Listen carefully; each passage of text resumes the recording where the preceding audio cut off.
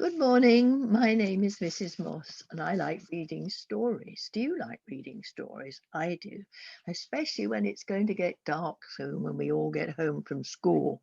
So I'm going to read you a story and it's called There's a Snake in My School. It looks a bit upside down on here, but you can see the snake. And it's a very strange story, but it's quite fun because it isn't real, really. Mr. Wright had told all the children in his class it was bring your pet to school day. Everyone rushed into the playground to meet the animals. There was a goldfish. Can you see the goldfish in the bowl there? There was a very funny looking dog. He was a bit hairy and he looked a bit old. And down below was a very old tortoise. He was 1,000 years old. And there's a fat cat in a wheelbarrow and a gerbil. They're a bit like squirrels, I think.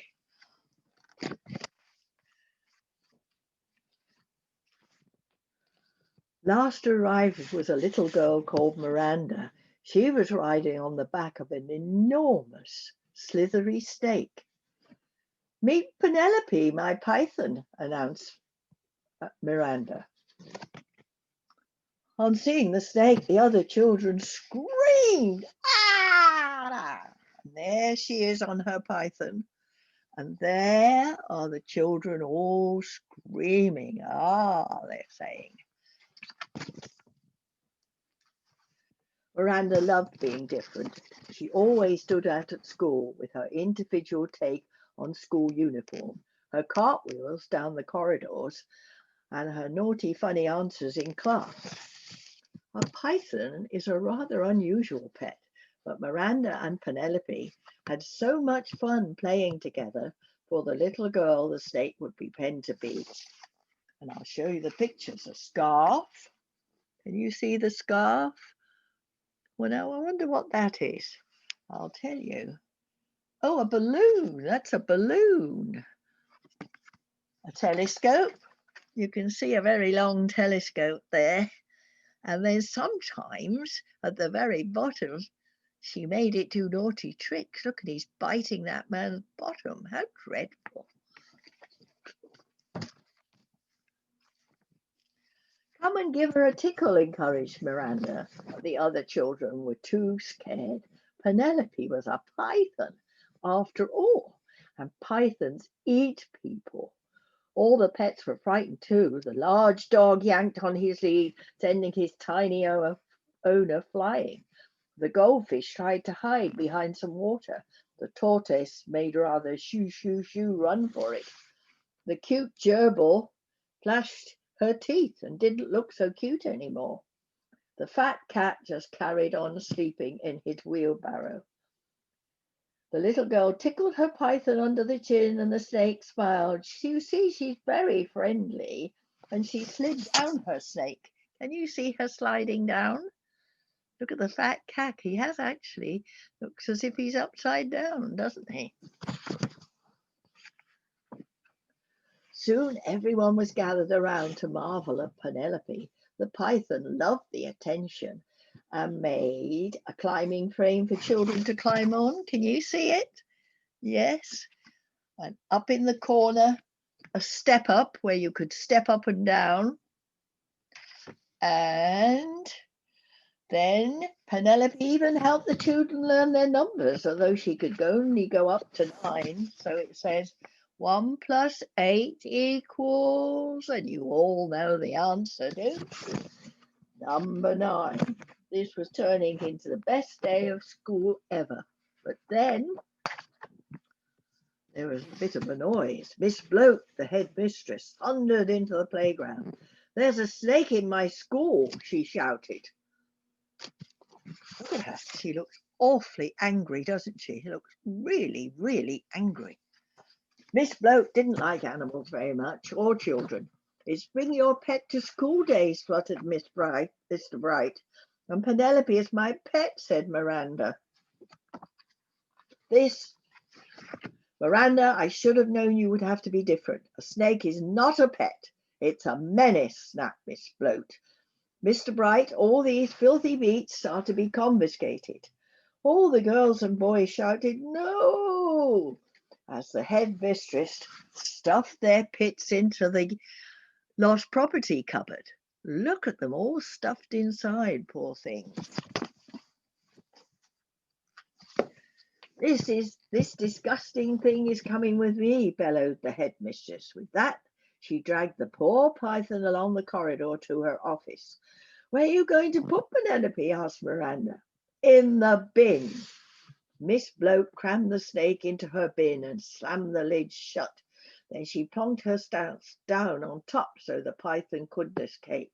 The bin rattled, but Penelope was trapped. "A snake in my school indeed. Get back to your classroom and to your lesson." Look, she's shouting. There she is sitting on top of the bin. Look, poor Miranda. She looks sad, doesn't she? Downstairs in the classroom, tears rolled down Miranda's cheek. All the children were sad to have had their pets taken away, but no one was sadder than Miranda. The little girl feared she would never see Penelope again. Oh, look, they're all crying. The children are all crying. And poor Miranda.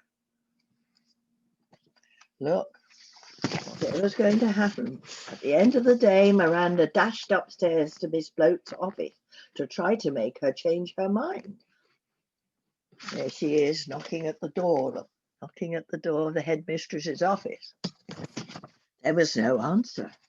So slowly Miranda pushed open the door, only to see Penelope sitting in the headmistress's chair. Miss Bloat was nowhere to be seen. So the girl grabbed the key on the desk, ran to the lost property cupboard as fast as she could and unlocked it.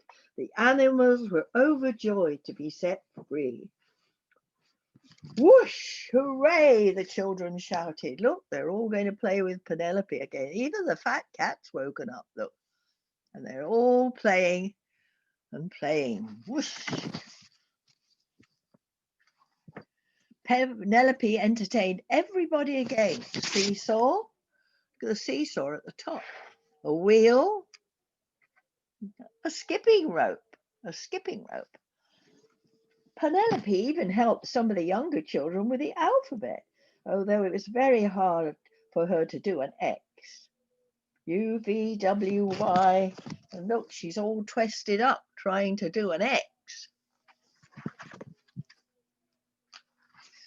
As for Miss Bloat, she completely disappeared. So Mr. Bright was made headmaster. Now the children were allowed to bring in all their favourite animals whenever they wanted. The school became home to every sort of creature. Look at them all sitting at the desk. How many can you see? There's Penelope at the front, penguins, a kangaroo. I can see a crocodile and a bear, a tiger, a giraffe, an elephant.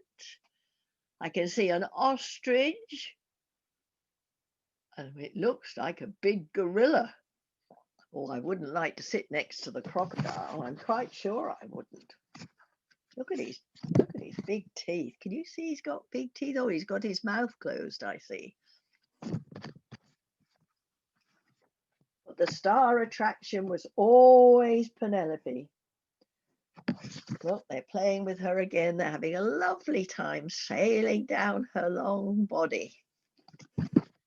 So Miranda noticed there was something different about her python. There was a bulge, a big bulge in the snake's tummy, a bulge in the shape of Miss Bloat. But the little girl thought it best not to say anything. Do you think there's a bulge in her tummy? I don't really know what to think. I'll leave you to think what happened.